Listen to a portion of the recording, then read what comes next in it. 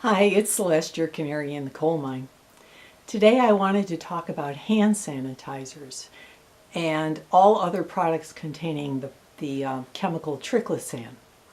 So triclosan has been banned by the United States government, but the manufacturers still have maybe another year to get it out of their products. And in the meantime, you need to be careful and look at the ingredients labels on things and make sure you're not buying products with triclosan.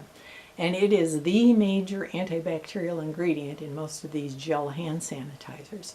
In fact, the other day I was in a hospital and I saw the dispensers on the wall, next to the elevator and stuff with more of that stuff in them. And I'm thinking to myself, geez, we know that the manufacturers have been told to take it out of the products, and here it is still widely available in hospitals, and my church has it in the bathroom, and parents are still running around like crazy spraying everything with this stuff, and it's bad.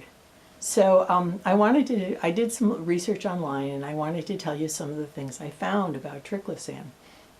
So in this one study, triclosan appeared in the urine of every single woman tested and in half of their newborns. Okay, so it's crossing the placenta, it's getting into the newborns. And triclosan is an endocrine disruptor. That means it affects the way hormones function. Well, this poor little baby is developing and we're messing with their hormones. It does not make sense to me.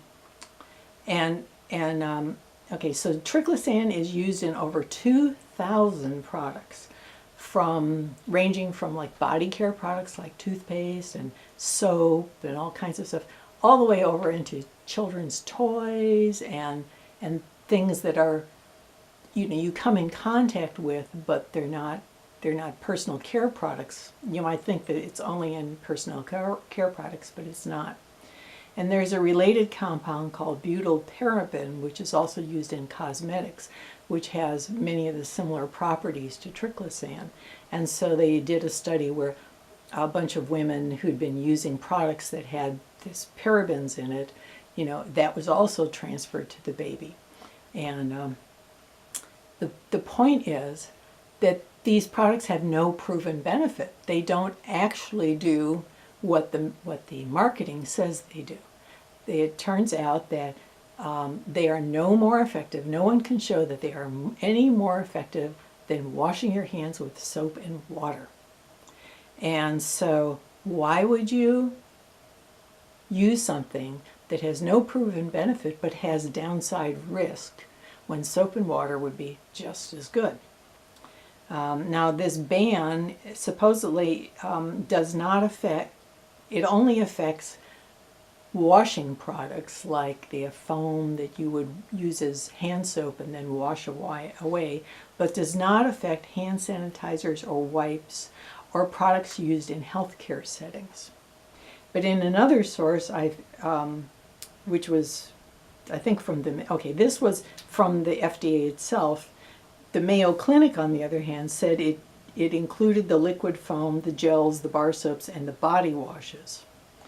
So I'm not sure it was the FDA who actually issued this ban, so I'm more inclined to believe it only includes the foaming hand soaps and does not include the gels and the wipes and so forth. So as consumers, we need to be vigilant for ourselves because either the information is confusing or our government is not protecting us the way we might think it is.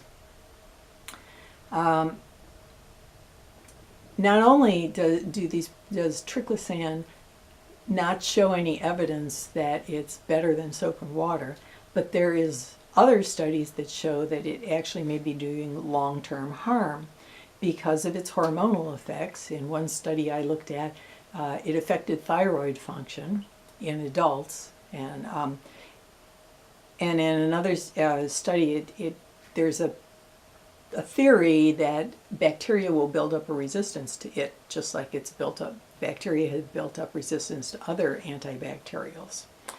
So what the CDC itself recommended was to use a hand sanitizer that contains at least 60% alcohol, because the alcohol can be the antibacterial. So look for products that would be 60% or more of alcohol and don't have triclosan in them. Now, triclosan was banned in the EU, and that ban went into effect last year. But it's still available in the US. There are so many products like that that are banned in the EU because of known carcinogens or whatever, and they're still okay in the United States because the manufacturers are here in the United States, and they put pressure on the government to not force them to have to withdraw their products here in the United States, but the EU forces them to withdraw their products there. So in another study, 75% of U.S. residents were found to have triclosan in their urine, as well as in the plasma of blood and in breast milk. And it's also found in streams and lakes, and it seems to be affecting the hormonal functions of certain fish. And it seems to negatively affect muscle functioning. I already said it decreases thyroid function. And when I went on to the Mayo Clinic website, somebody asked, well, should I be avoiding products with triclosan? And they said yes. This would include liquid foams, gels, bar soap, body washes. None of those are better than soap and water. And look for products that don't contain triclosan. So I just wanted to tell you, this is another example of you cannot believe that the government is testing everything, because they're not. They have a very small staff for that kind of thing, and they're only able to test a few products a year. So what they do is, when the consumers complain enough about something, they ask the manufacturer to do the testing, which the manufacturer may or may not do. But it's not like we have a watchdog that's overlooking every product and saying, every product that appears on the market is not safe.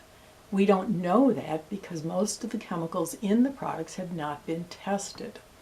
So that's why I'm a strong advocate of going with products that have the fewest number of ingredients, have nothing that has chemical names on it, that has things that with names you can recognize, like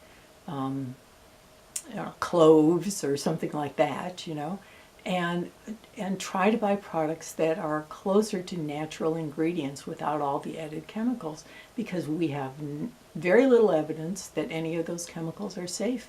When the labeling laws first came into effect in the 1970s, 63,000 chemicals were just automatically grandfathered in and said, oh, must be safe because we've been using them for centuries, But that's not true. We've been using mercury for centuries, and we know that that's harmful, and so we can't trust that the other things are not harmful also.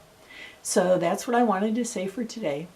And as usual, I want you to get well and stay well. And I wanted to remind you that my website, yourcanaryinthecoalmine.com, has an archive of all the videos I've ever recorded. And if you want to sign up for my about twice weekly mailings, I not only give you the links to all the videos as they come out, but I also at various times give you information about other things that are available for viewing on the internet that you might be really interested in as a health conscious person. So thanks.